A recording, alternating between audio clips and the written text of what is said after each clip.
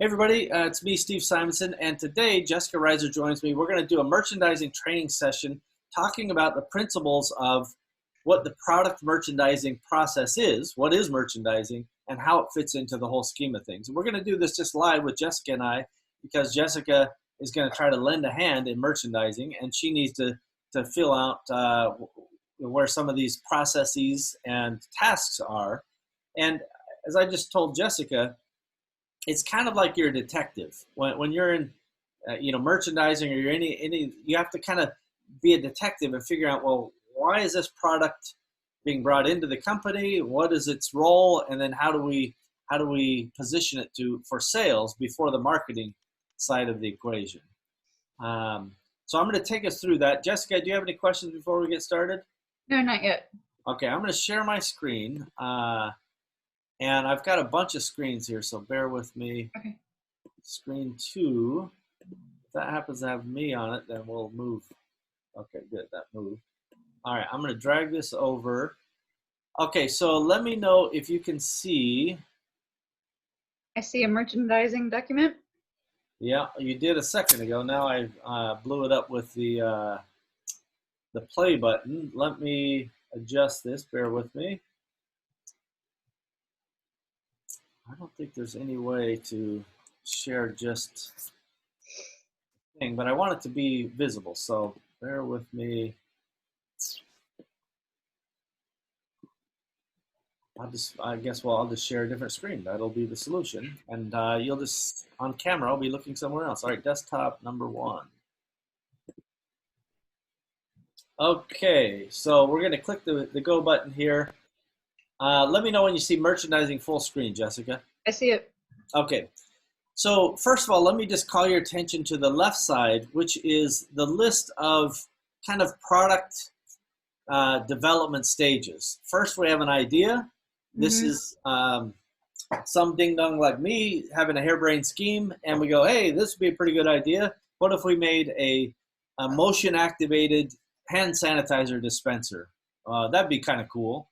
Right, and so there's a bunch of processes in product ideation. You got to validate the market. You got to go check the competition, look at potential prices on Alibaba or costs on Alibaba that we'd buy it for, and then of course you would have the retail side of the equation to figure out, all right, can we sell this? Can we buy this? Just general ideation ideas. That's before anything ever gets started tangibly, and before we start. No money's transacting hands, right? So once something comes through product ideation, and imagine that if this little red thing was on ideation, we would have a whole bunch of processes about ideation. The next bit is sourcing, right? This is when we say, hey, the idea is good enough, we're going to kick it into sourcing. And so that red dot would move into sourcing. And we go, okay, here's a bunch of things over here about sourcing that we need to do. We need to assign it to one of our team members, and then they need to go find various suppliers, blah, blah, blah. And so the next thing would happen in product development. We found some suppliers. Now we need to really refine down to the details of the item, all the mechanics, all the general specifications, et cetera, et cetera. So each of these processes on the left, including merchandising, which we're going to get into in depth, and kind of ending with marketing. This is when you actually start selling it. That's kind of the product lifespan. It goes from idea through marketing, and ultimately we discontinued the product as a result of merchandising and marketing deciding this thing ain't working anymore, kill it. So make sense? That's product life cycle? Yep. All right, so we're diving deep today into merchandising, and we see that our mission is we're going to create a SKU, we're going to assign a UPC code, we're going to add the item to the master SKU database, okay? Then we're going to work on detailed specifications. This includes things like weights and dimensions of the cartons, of the pallets, of the whatever, so we can do receiving. But it includes things like what color is it? How thick is it? Kind of all those detailed things. And by the way, just to be very transparent, you and I know this, Jessica, very well. Not every specification starts out complete. Right? When we first launch the item, we don't have it all together. There's only certain amounts of detail that we understand at that time. And so ongoing, detailed specifications may be added to the item as we learn about it. Make sense? Yes. All right. Next, then we develop content for each item. This is generally the written part of the content. Right. What's the title? What's the description? What are the bullet points? What is the story of the product, or whatever other generally written content needs to be developed. This is not the flowery marketing content. This is more of the tactical. This is this product's general, title or description. Right. So it's not SEO perfect. It's not marketing perfect. It's enough to get it in the database. Okay. And it should be reasonably descriptive, and not. We shouldn't be obtuse about marketing, right? Everything is leading to trying to sell the stuff, but we don't purposely say that when it comes through merchandising, it's perfectly SEO and marketing optimized. Does that make sense? Yeah. All right. So then the next bit is we have to determine any pre-sale requirements. Like if we're going to set this up for pre-sale, what do we need to know to set up for pre-sale? Right. And the requirements may change by sales channel. If you're selling wholesale, they require a certain set of things. If you're selling on Amazon or eBay or wherever else, there may be other things. We may say, we're not planning on pre-sale. It's going to be here soon enough. We just do a regular launch. And so that goes away. Okay. The next bit says, all right, now this is, I have detailed item specifications in here twice. But this is actually, there's some other detail aspect that we need to get to. We'll change that later, but if you didn't get it here, do it there. Right, second chance. That's right, yeah. Then we need to get the basic product photo package. This is 9 white background images, decent layouts, decent things. Often we just have our China studio do those, and I'll show you where those exist. The next is we're going to determine if any enhanced content is required. Okay. This would be taking the basic photos and annotating them with sales copy. This may be more elaborate lifestyle shots. It could be telling the story of the product or brand or what have you. Okay. Enhanced brand content, sometimes they call this in Amazon world. But in every world, a basic title and description is not enough to sell a product. We need to figure out what enhanced content is required and then develop that as it goes.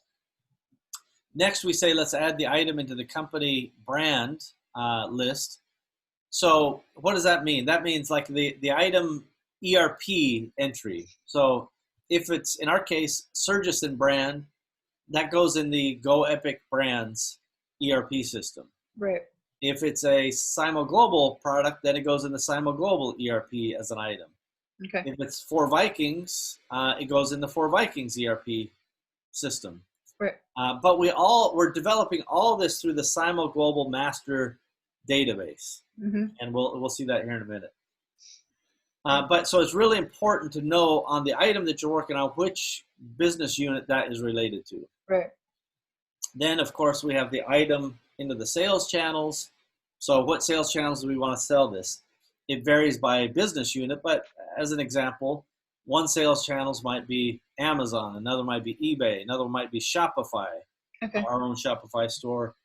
Another might be a wholesale, Staples, Office Depot, Target, whatever it is. We have to add those sales channels. Then we have to figure out what data feeds do we need for each of those sales channels and where do those data feeds live.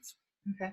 As an example, we have Channel Advisor that often fills things like Walmart or others like it. And I think we use something different for Shopify.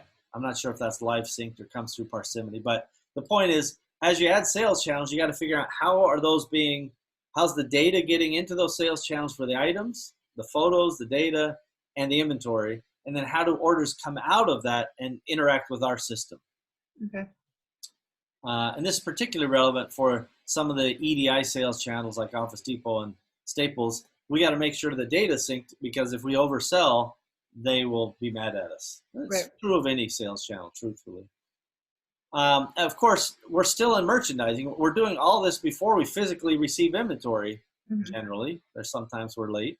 And then, I'm highlighting the wrong one. So from receiving inventory, then we set available inventory based on the sales channels. Now, If we're feeding through a master system, like Parsimony outwards, then maybe we just set the master inventory once with a little reserve so that if any individual sales channel oversells, we don't get caught with being short of stock.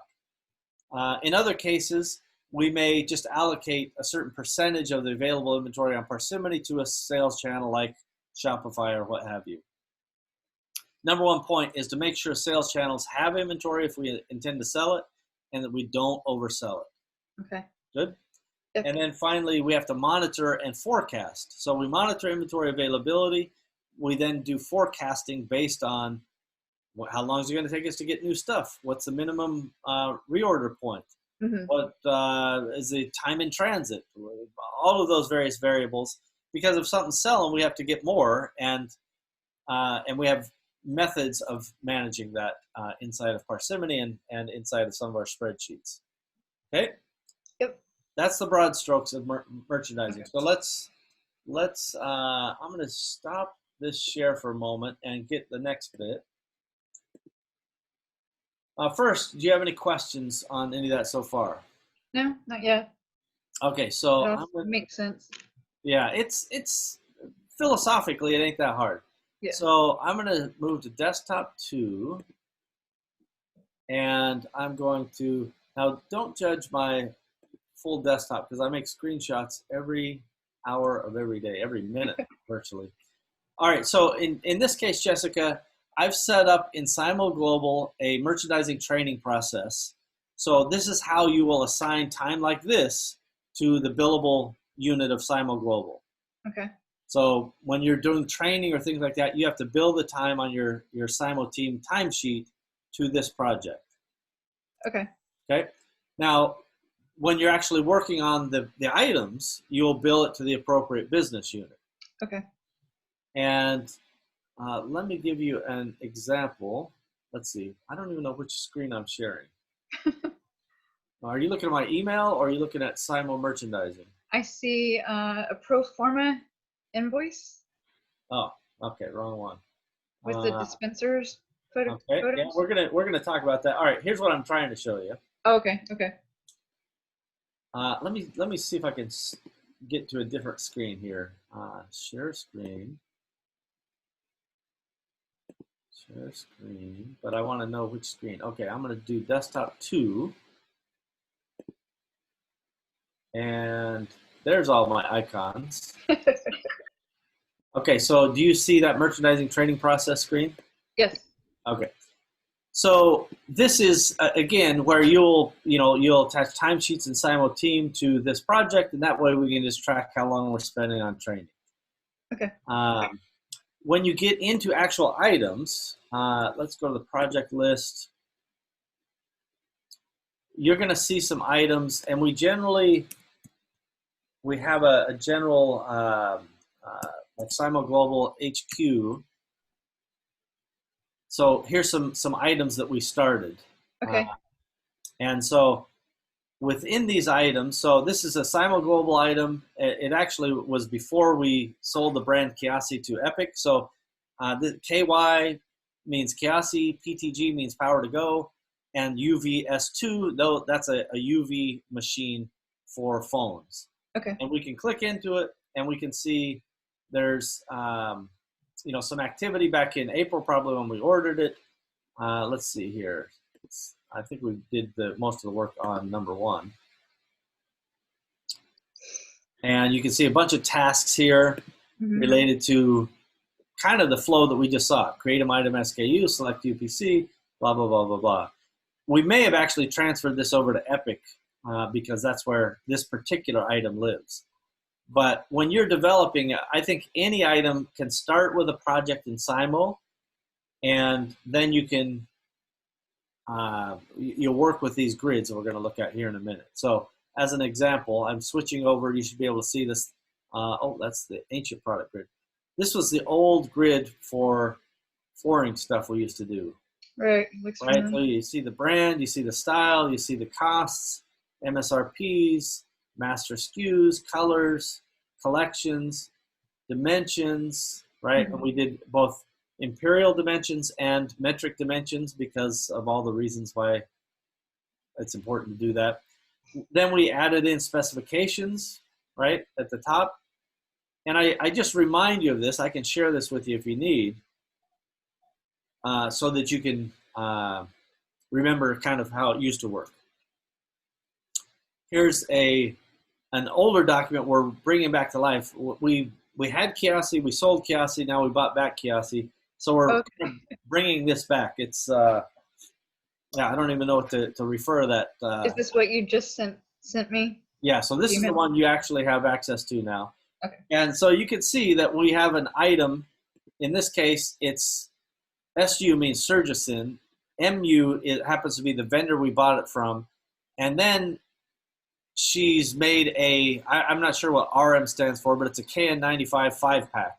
Respirator mask. Okay, well, there you go. See, look at, you did it right there. You decoded that really, look at how complex was that. Respirator mask right there. So you can see from this brand, this particular supplier. Now, we wouldn't actually use the supplier name in our official names. Right. Because it doesn't add any value to us. Doesn't make sense. Yeah. And, you know, same thing up here, BD, brand distribution, that doesn't actually help anything. This just helps us rationalize. So let's not actually call this a product name. Let's call this master SKU name. And that way we can just have a separate product name. And when I clicked enter, it took me to the top of the document. So there's a bunch of history there. Oh, nerds. I was in the wrong area. So let's start again. Let me help familiarize you. At the bottom, you see product grid. So these are all the products that we have in the system, right? So we're at line 680, and we're back to this respirator mask business here. Right. You see that? Now, in theory, UPC code should map to the same items. I'm trying to scroll here. Bear with me. Seems like I'm at the bottom. Oh, I think we actually assigned these to some friends and family, some of these UPC codes, and we just did that at the bottom.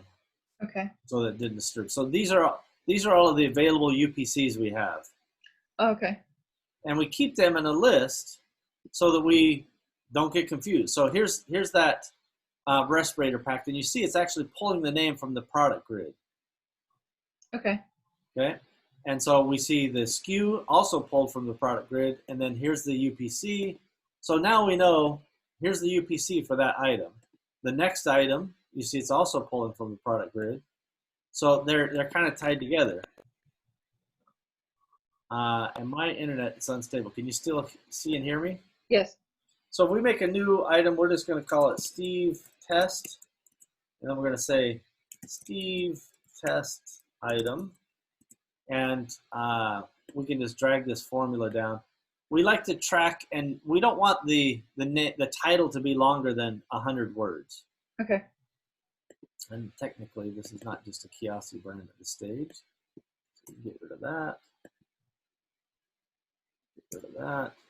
So master SKU is kind of the global SKU that we always use. Now, it doesn't mean we can't make SKUs for sub-brands or other channels, but we have to have one thing, and that's why we call it the master SKU that we refer up to. Sometimes people call it the parent, but parent-child is a whole different category. So you can see I just typed in Steve Test on the other sheet, and then here enough, it's got a UPC code assigned to it. Oh, okay, cool. Okay, so as you add items, you're going to kind of add them in there, and then you'll just look on the next sheet to see the UPC code. Okay. So it's really, really important that we make sure we go sequentially down that list. Okay.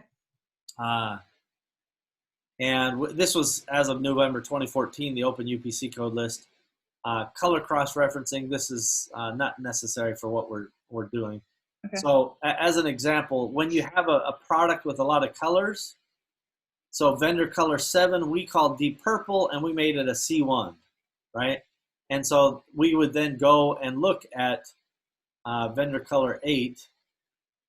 I don't know if this is even the right sheet, but this is one way that we do kind of cross-referencing, because you can't have a SKU number that goes too long. But this is the whole point, is we're just making little bits and pieces work together. Good? Yep. All right, so let's go back to the product grid. So we've got some, so we've already got the sanitizer gel dispenser with infrared sensor.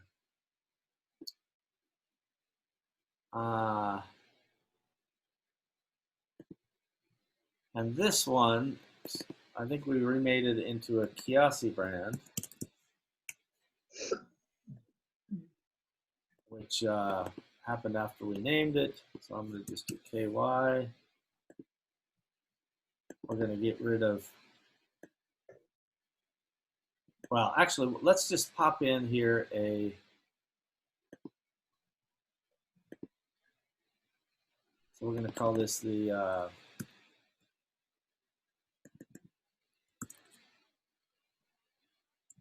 master SKU name. And then we're going to call this the merchandising. Merchandising.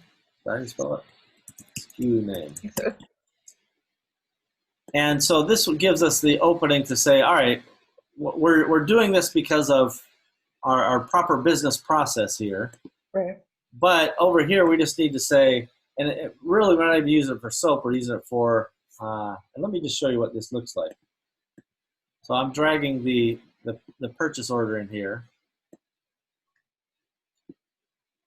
Let me just see if I can focus on it. All right, so you see this thing down here, the automatic soap dispenser? Mm-hmm. So we see this is the brand SWE, or the supplier SWE. Okay. And you see we bought it under Epic.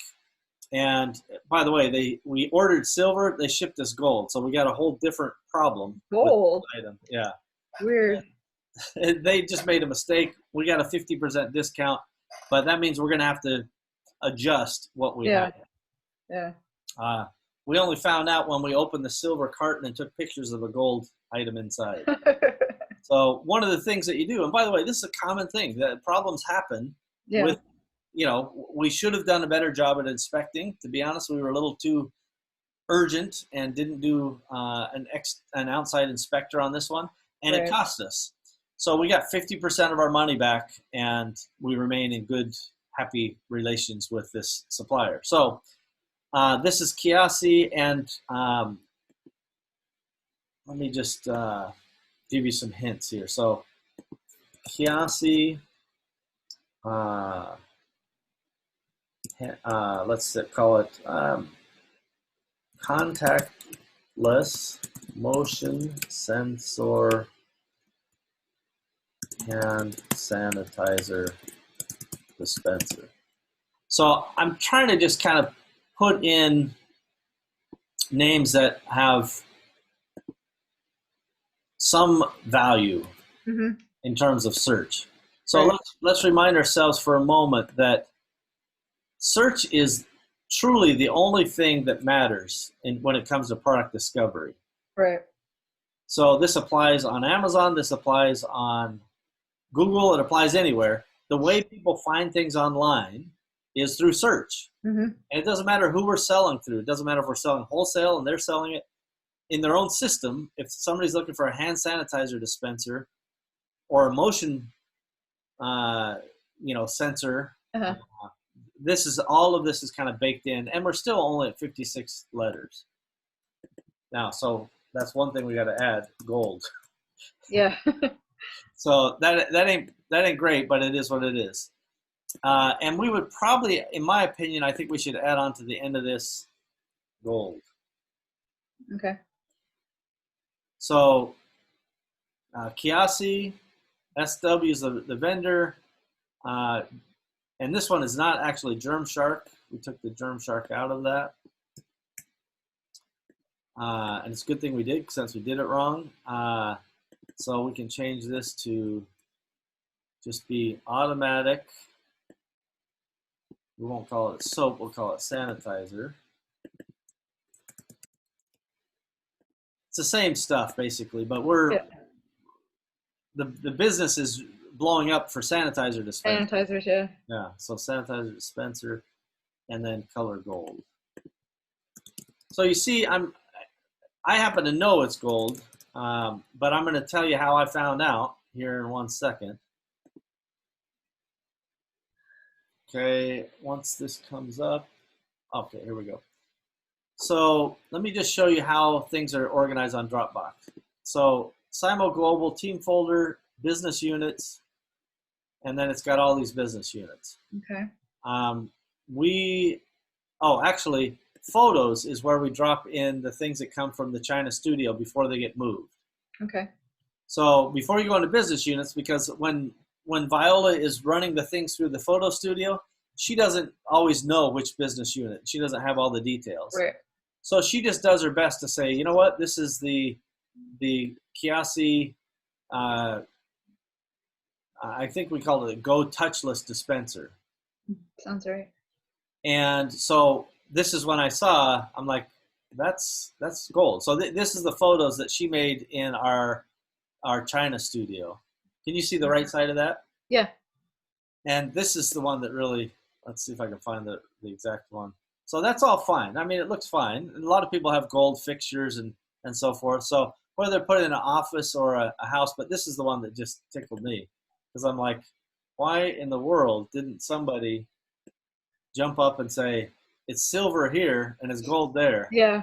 But this is, with all of our experience, we've done, hundreds of millions of dollars of purchases, and still we get this kind of thing. And this was because we didn't follow our own procedures, right? So it's a good lesson. And what we have to do is on every box, we're going to have to put in, like a sticker, not over the whole thing, but just on it that says gold edition, or something like that. And of course, we'll sell it online with the appropriate pictures. So when they get gold, they're not surprised. Right. And so we've got these pictures. So this is where you'll find them. And then once you have an item assigned to it, like we just did here, right? So we can generally agree that this KYSWASDG, let's see if we agree. Mm-hmm. Automatic sanitizer dispenser gold. Yeah. So that, if that's going to be the SKU number, then we could add that to the front of that folder. Right. Just so that we can now start get, a little organization. And then we would add that to the front of each of these image names as well. Okay. And to be honest, if we had our act together earlier, we would have given Viola enough information at the studio level so she can name them correctly and get them in the right spot to begin with. But in this particular case, the sourcing and the development stuff was running faster than merchandising. This is why we're getting you to help. Oops, excuse me.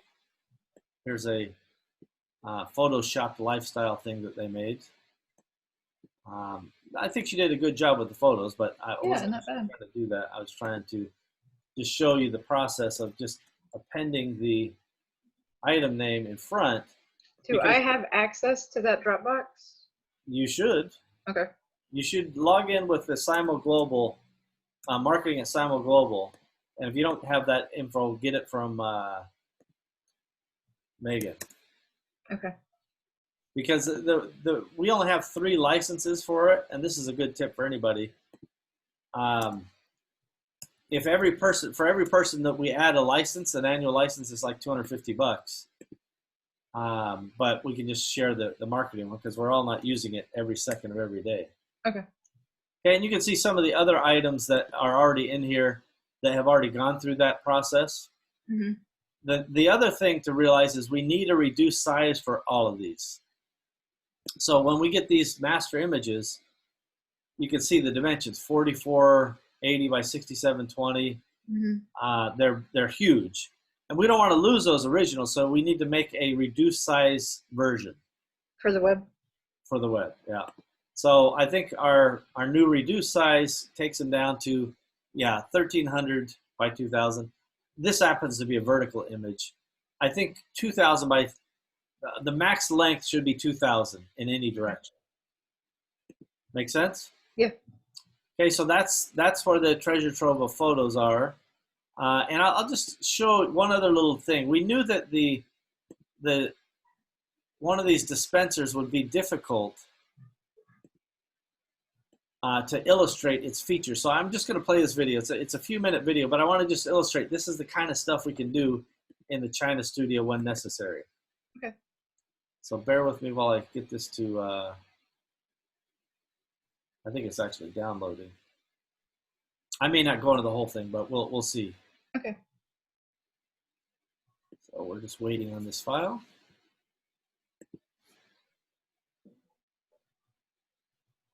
And obviously, you know, Sherry and some of the others are so busy that it's hard to get time. So this is why I'm trying to help you put the breadcrumbs together.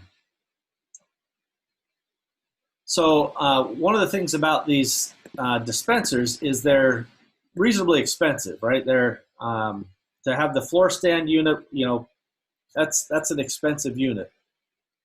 And so we want to be able to rationalize why the costs are high. Let's see, where did my video go? There it is.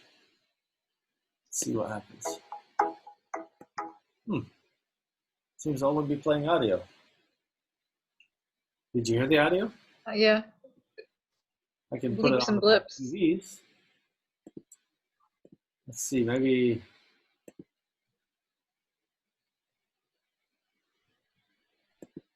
Maybe I'm doing something different.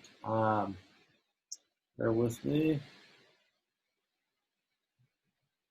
All right, never mind. You just watch the video later. The point is, having videos is very important, and especially if it's complex or expensive, we gotta think ahead about that. So that's part of that enhanced content. Okay. Your objective is to go through these purchase orders and PIs in this case, and go through and make sure that we get all the items into these things, then go into Simo Global and make a task for each one. Okay. And so I'll give you an example. Let's just look for. So if you back up bear with me. My computer's being extra helpful. So make sure that worked here first. Oh no, it took out the whole thing. So I'm going to just search over here for SGHQ. And this means this is where we're starting the process, right? Right. So once we do that, oh, I'm in the task. Pardon me, I did it. We need to get into projects because tasks have different naming conventions. So SGHQ, so this shows all of the SKU products that are kind of in there. You see some hand sanitizer stuff. This is the factory setup. And so now you would come in and you would say, hey, I need a new project. To name the project, we use Simo Global HQ and then the SKU name. Okay. And so let's go back to, not the drive, but the grid. And we've agreed that this one's not that one, this one. Nope, not that one, this one. The gold, right? The gold one. Yeah. So that's one that we think is pretty clear.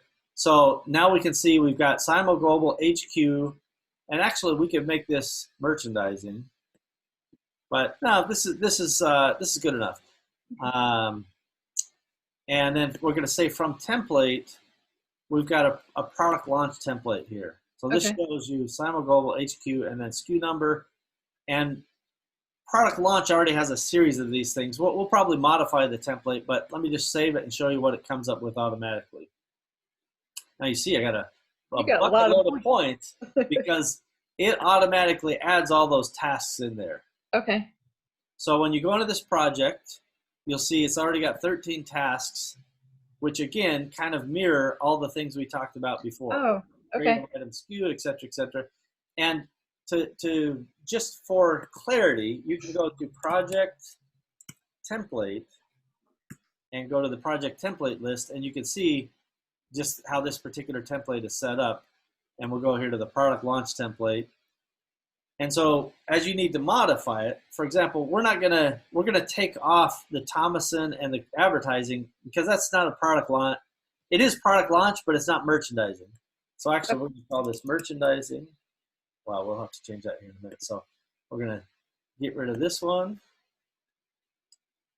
And we're gonna get rid of this one because this is advertising. We'll just have to add those on other stuff. And then we'll save it real quick. And then let's see if we can change the name of this thing. Menu.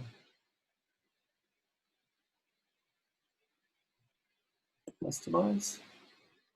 I think customize might go too deep into it. Yeah. So this is where it gets real deep into, all kinds of settings. And one of the things we want to have, for example, is in those project templates, we can set them to different roles or different people. So in any case, you can see that it gets pretty cool, pretty fast. And you can also see any projects that are using this particular template. Okay. Okay, and in this case, we'll just click on that because we know we just made a new one. And there it is right there. And so you've got this template. We should set a start date. We'll set that start date as of today. And end date, we'll just give it a week. I don't know why it thinks. So 7:30/8/7. Project type is, this is for Epic. And so this is an important area because now you're going to get into your individual billing, right? And so this is a project, but it really is an Epic item, and so we gotta build Epic for this time. I don't think we need department. Yeah, we won't worry about department right now. All right, so now you have the tasks in there. You have these. The tasks, by the way, are automatically set based on a sequence of time. So in the template, you can set, all right, this first thing sets based on the project creation. It should, I don't see it completed by. It should give you a certain amount of time. Let's see if we can back up the project and look at the Gantt for this particular project. See if it's separated. It looks like it just popped them in. Oh, bear with me, we're not in the right project yet. Projects. Project. This project. And, it doesn't let me just see a Gantt on this individual one. So, fair enough. In any case, we would put in any details, any questions you can tag. If you need to know something from William, you could tag him in here and ask him. Okay. For example, when you go back to that grid, one of the things you may need to know, and I think we call this the Kiasi, or we call the collection Go Touchless. So that's just a new thing. The size would be the actual size of the item itself, but later we have to have the carton sizes. Right. Color is gold. Supplier name, you can find that off the PI. Items per carton, the carton weight, and you see it's in kilograms, millimeters, the carton length, width, dimensions, etc. The point is we have to have this level of detail, and if you don't have access to that off of the PI, then you got to ask whoever was in charge of that. In this case, it was William. And you can ask him right from that project, and he can help you. Okay, so the point is go through this with each of those items on those two PIs. Okay. And let me find the other PI here, just so I can show you this one as well. So we've got these sports masks. I don't know why it shrank it there. But I want to be very clear that the manual card, this is probably inserted into one of these products, so you don't need a separate SKU for that. And this PE bag, no, this is actually a different supplier. Yeah, okay. So, but the PE bag and the manual card, these are components inside of that. Right, comes with it. Yeah, which you designed probably, so you may recognize them. But you don't make SKUs for those. We technically, if they were shipped separately, we would make a SKU so we could receive it in the warehouse, even if it's a $0 cost item. But in this case, these are components of a completely manufactured item. Let me see if I missed anything. So you get them into the the product grid, you get them into the Simul Global system, and then you just start marching the process through. You now know where photos are. What are you missing? Let's go back to our thing. You know where to do the SKU. You know where the next thing is you would, once you kind of have that data fleshed out inside the project management system, you can store it in the notes, right? It's got a lot of area here. You can store it in comments, but you just got to get it in here. Then you would switch into the item SKU system. So let's actually go to Go Epic, because we actually need to get it received into inventory. And this one may be already in Epic because the container arrived today. Surprise. That's how far behind we are. We're shipping faster than we can get it into the system to sell it. So if I switch to the back end of Parsimony, we're in the Epic brand, as you can see. Then we go to the item list. Item list. And the reason why we're managing the naming and stuff at the Simul Global level is because Simul Global's, an owner essentially of all these sub brands. So we can kind of aggregate some of that big picture work at the top, and then the individual details get flowed out to the individual business units. Does that make sense? I think so, yeah. All right, so let me just see if I can see. I think this might be the product we were just looking at.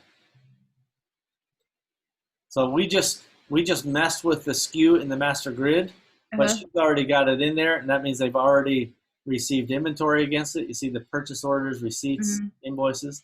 So that means we just need to go back. And to be honest, right, I always trust merchandising more than me. So, but I'm fixing the problem before it's a problem. Right. Go put the regular SKU back, original SKU back. And see, it copied some fragments, so now I got to undo that. And I'm going to drag this out separately.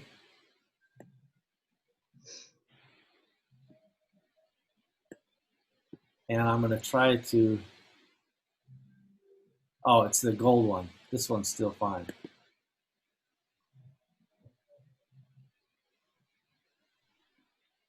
Maybe it's this one. Automatic soap dispenser, right? See right there? That sounds right, yeah. So I was able to just mouse over. So now that means we just got to go back to the product grid. I'm just going to adjust this so we can see each of these windows at one time. And that way, because the copy and paste, sometimes as the fragments get in there, it just screws up everything. So we got to go down here and SU, SW, GSA, SD. And let's go over to name. It does have to be Kiasi. It's not GS Germ Shark, but at the end of the day, those little codes don't mean anything, right? And you can see we already have the stock recorded. So this is one of the best things about the ERP and about Parsimony is when we get it in and when we work the system, it all gets recorded, right? Every future sale will record here. Okay. We can track individual shipments by serial numbers, lot numbers, batch numbers, whatever you want to think of them as. If we're manufacturing this items, as we're doing with some of the 4 Vikings, we can create production plans and send components. It's very, very comprehensive, including showing basically the entire history. But the point of this exercise was to say, on this item, we need to come in here and we need to get this item up to par. So you can see right now the item name is only using the item number, and that's insufficient. So we're going to use the item name that I made. So in this case, this needs to happen. Okay. You understand why, right? Yeah. And by the way, the item number is one that, like inventory is received against and so many other things, but that item number is really not that important. At the end of the day, it could be any series of numbers, letters, whatevers. We like to have it where it's easy to read as a human, So when we see, now you notice that the item number switched up here and the name switched up there. Okay. Follow me? Mm-hmm. By the way, one of the best things and smartest things to do is just go ahead and say, you know what, we should just upload an image. Oh, okay. So I'm just going to go back to our little thing here. And where was our item? Now, by the way, I got to fix the item that I screwed up. Yeah, I was going to let you know. Look at you. You're ahead of the curve. All right, so this is the cascading influence of Steve not being good at his job. So let's see here. So we hit copy. Now we got to find the one. Uh-huh. And so my easiest way, I'm going to make this a podcast to show everybody just how little I actually know. And so, is this the one? I think that's it, because you put G at the end for gold. Okay, right. So, first of all, we got to change the folder name. Right. Okay. Now, again, this is the Chiasi brand. We can see very clearly on the box that when we first started, it was going to be under the Surgison brand, which is kind of anything related to PPE, right? Because Epic owns Surgison. But it's also an electronic item. So when we just flipped it and said, we'll just do Chiasi because the Chiasi does electronics. Right. And this is not a Germshark branded item, which is a whole nother story. Anyway, the point is, if you can see that little thing, it says Chiasi right there. So we want to get into each of these and get the right appending or prepending. I guess appending's at the end and prepending is at the beginning. So, and by the way, as you're thinking through this and as you're thinking through the item, it kind of forces the discipline of the things we're doing now. Like we made a change, which I thought was smart and brilliant at the time, and realized it was completely moronic because the train is pulled out of the station. It was a good idea. Yeah, it was. But the truth is, this is actually a symptom of us not being caught up, right? We literally have too much going on, and this is why you're going to jump in here and help. And bear with me. And again, part of the purpose of this is so that when anybody goes to the Dropbox and makes a SKU search, they're going to find anything and everything that has this anywhere in the file. Right? And that's really great news because any written copy, any photos, anything, it's going to have that in there. Right. All right, so I'm going to drag this just to the right, and then I've got the upload, the image. And now I can just drag this image right there, and I click upload. So now we have an image, just kind of starting icon for it, right as soon as it uploads, or as soon as it refreshes. And there you go. Now, by the way, this is still the giant one, which is not great for the web. So I'll actually need you to change this once you make the small ones. Okay. Change this to the web image, because we actually create down here, we're going to get there, but on the website, we turn this thing, like we can say show on website. We can make a custom route. What does that mean? The route is the URL. Okay. So you would do this based on SEO purposes. So in this case, we would call it a, I actually don't know what the sanitizer, like the highest search terms. Normally we would go in and we would add keywords and we do a bunch of keyword research. That's part of the marketing and merchandising process that comes later. Okay. But I'm going to kind of lean into it. So hand sanitizer, dispenser, contactless. I know that's an important word because people don't want to touch stuff. Right. And I'm going to call this a desktop because we want to sell to people who have offices and things like that. So I'm going to click save real quick here. So now it's saved, some of the changes we've made, and because I clicked active on the website, we can now click and see it on the website. Oh, okay. I'm going to keep pushing through because there's actually more stuff in this item that I want to explain to you. Okay. You got time? Yeah. All right, so we can see that here's the product, and our objective on this particular site is not to sell, is to share with our wholesale customers. Okay. Right? So we know it's Kiasi because that says it on the brand. It's contactless motion sensor hand sanitizer dispenser. Kind of has a little rhyme, and it's in gold. And that's all we have so far. So we go back here, and we start working down the list, right? We've worked on the name, the product group. In this case, it happens to be just in the generic products. The item SKU number, we can put down here. This is not a component of one of our manufacturing things. MSRP. So basically, you would take the cost and multiply it times 5, right? Okay. So I can see the cost. I'll just share it just so that we're not. And by the way, that doesn't apply to some of the it doesn't apply to every item, but in general, that's kind of the margins that we have to work off because Amazon takes a bunch of money. So that thing costs us $580. So 580 times 5. I'm doing quick math. I'm going to call that $29.95 as a MSRP. And description, brand. In this case, it's Kiasi. We're going to make this correction down here. It's not Germ Shark. We don't want SWE in there. And actually, we can just go over here to the product grid and just copy this name that we made over here. Right. And by the way, this is just kind of internal stuff. This is not necessarily showing on the website. You'll see where we adjust the website here in a minute. So we'll just create a new brand here, Kiasi, save. So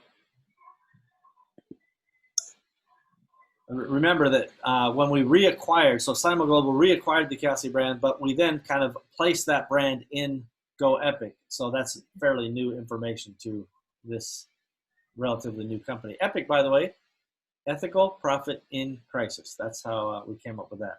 Oh, okay.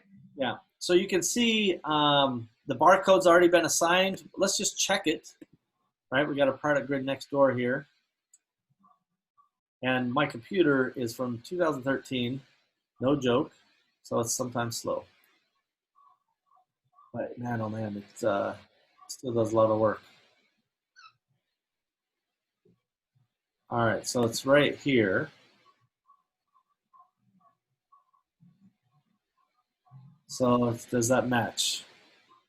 So a barcode for the United States is a UPC code. A barcode for Europe is EAN, and all you do is you add an extra 0, and this does that formulaically. So the real question is 0193728947111. Yes, it matches, right? And we tell it what kind of barcode it is. This has no particular shelf life problem. There's not a specific warranty period on it. We'll just make it 90 days. The weight we don't yet have, so this is some of those details that once you get it filled out in the product grid. Right. And again, I want to be clear that there's multiple windows. Once it's in the product grid, then you drop this data into the item. Okay.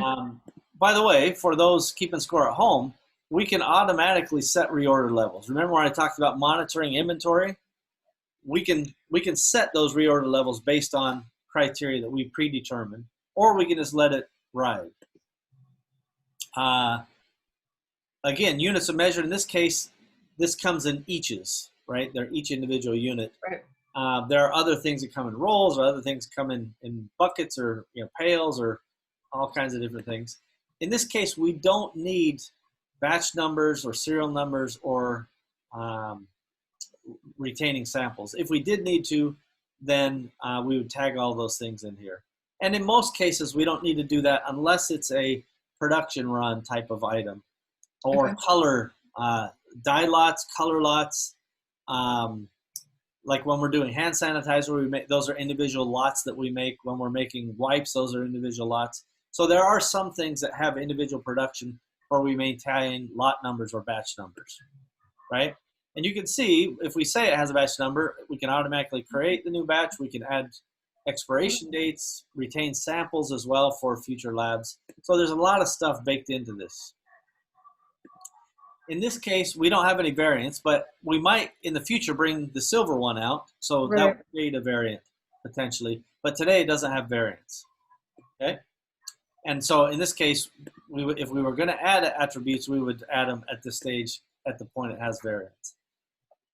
We can see which company this owns this because each ERP system can actually have multiple companies.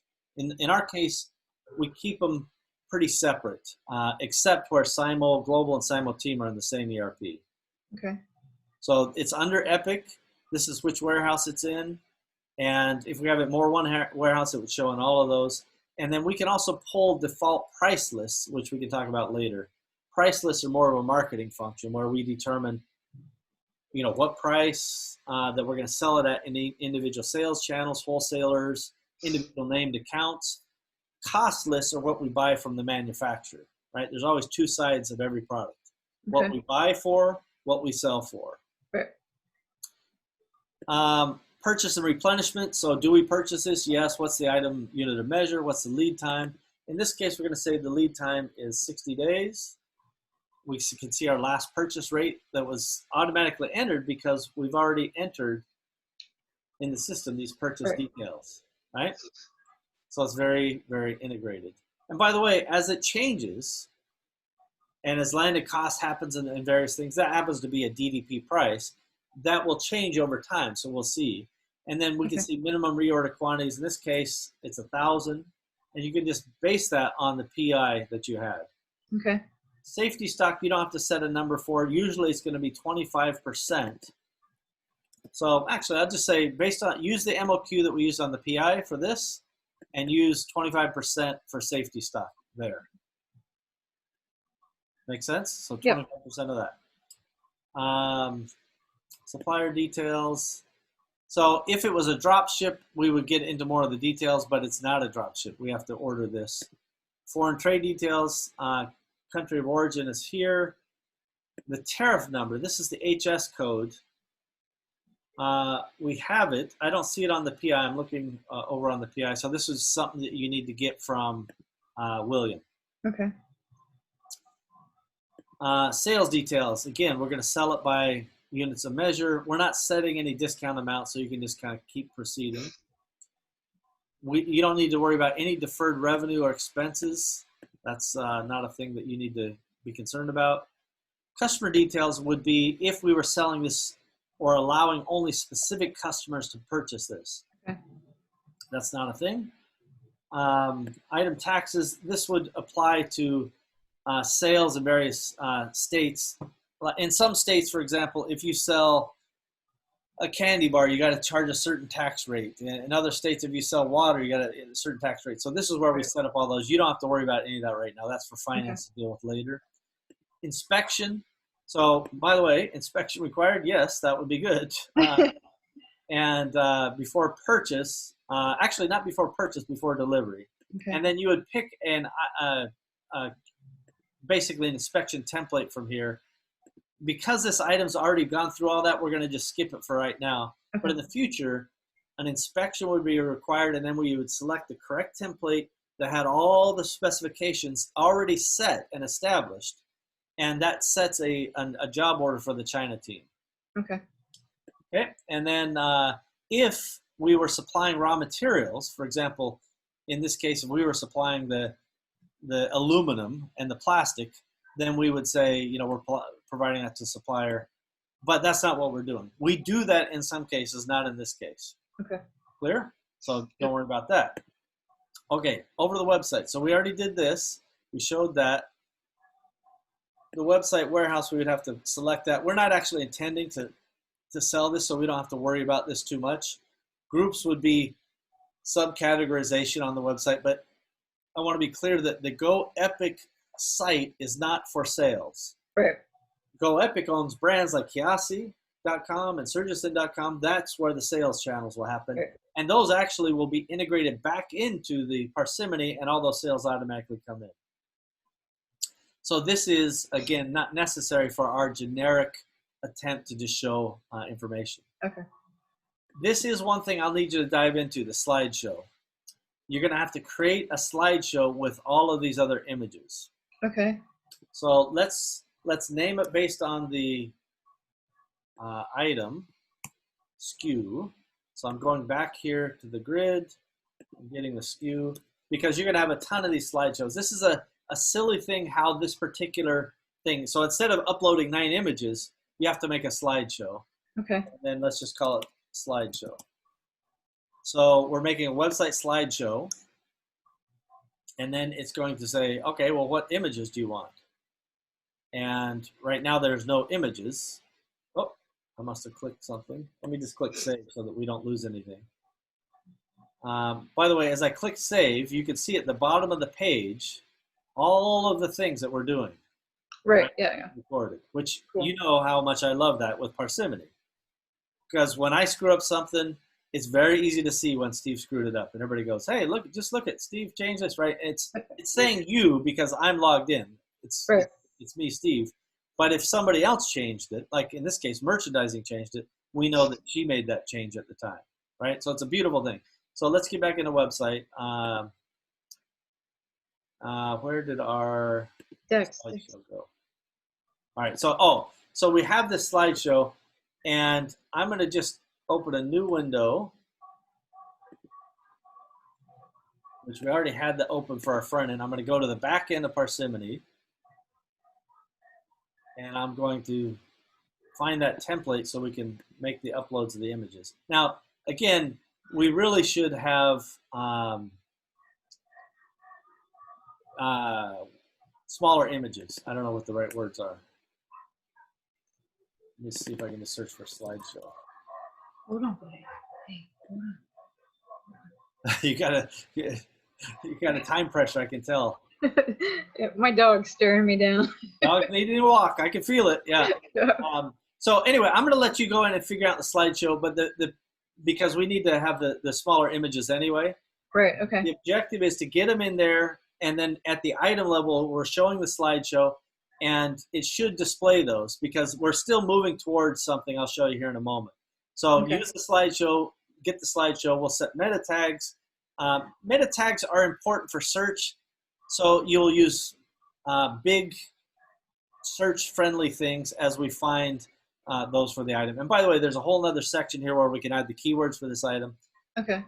If we want to have a specific series of specifications, like color, title, whatever, we can do all that here, and it creates a nice little grid sheet. Okay. And then this is a full WYSIWYG interface for that page, right? So you can make it whatever you want. We can, if there's star ratings or reviews that we need to bring in as a kind of a brand statement, we would attach SDS sheets or MSDS sheets here. Okay. We never publish in the hub. This is something different. I don't want to get into it right now. And then kind of you're done. So this is where you fill in the content that we show. Okay. That shows on the Epic Brands website. It shows on the Epic Brands website. And part of the reason is we make with every document in Parsimony, you can click on the printer button to see what it shows you, right? Oh. So this automatically creates an Epic Brands header, the kind of some of the cursory information, a photo, and you can even see here's the barcode, and this is the product page URL. So if somebody just scanned that, they would go to that product page. There are different, so this is the standard view that comes with Parsimony directly, right? So it's showing you a lot of info here by default. So this is a way to share with, different people, and then a PDS2, which is a little more compact. So the point is, as we flesh this out, then we can share this with other parties. And as the information gets in there, it's very easy to go, hey, here's your product data sheet for these new items. They can add to their systems, they can start selling, and on the wheel turns. Okay, so that is item information in the individual brand. And all of this, again, should be in the project. But this project, once you are into the item itself, is billed to the individual business unit. Your time is. Okay. Clear? Yes. Questions? Where can I access this video that we're making? Good question. So I made a, let's go into projects. I mentioned at the beginning the project merchandising training. I got to click this filter away. And obviously there's a lot of projects. So you see merchandising training. Okay. So I will, I'll probably link to it on Dropbox. I don't know if I'll upload it or not, but we'll make sure we get it in here so you can see it. And in the comments, I'll say, hey, Jessica, at Jessica, I'll try to get the right Jessica. Here's the video. And then I'll put in the link for it. Okay. Because I'm sure I'm going to need to refer to it a time or two. Of course, yeah. Well, this is the whole point. So I actually am serious. I'm going to make this into a podcast because this is the product merchandising process, right? If you're not using a system and if you can't get to an output point where there's something really, really comprehensive, you don't have it right. You're just not there yet. And we're certainly not flawless, right? We have many, many items and so many things to deal with. And things are happening faster than we can keep up with right now. Literally, we have the container here and we don't have it ready to sell. That's a limitation of our person's human bandwidth, not our system bandwidth. Yeah. Okay, well, listen, that wraps it up. It turns out, Jessica, you are my willing participant in this training and now podcast, because we're just going to make use of this thing. All right. So, yeah, it'll be available on the podcast channel too at awesomers.com. So for me and Jessica, thanks to the awesomers out there listening, and you can see why we love Parsimony. It's extraordinarily comprehensive, and you can see how systems-oriented we are. Jessica, any words of wisdom you want to share with the gang? Oh, now you put me on the spot. Yes, I did. Yes, you did. No, Parsimony's great. Yeah, well, Jessica, you've been using variations of Parsimony for, well, very close to 20 years. Am I right? Yeah. Yeah. Yeah. Not to show age here, but yeah. That was a real bad move by Steve-O. Jessica and I go that far back. She is one of the brilliant people. I actually have a piece of art with Jessica and another originating team member from back in the late 90s, where we've memorialized kind of our start back down the tech path so many years ago. So thanks, Jessica.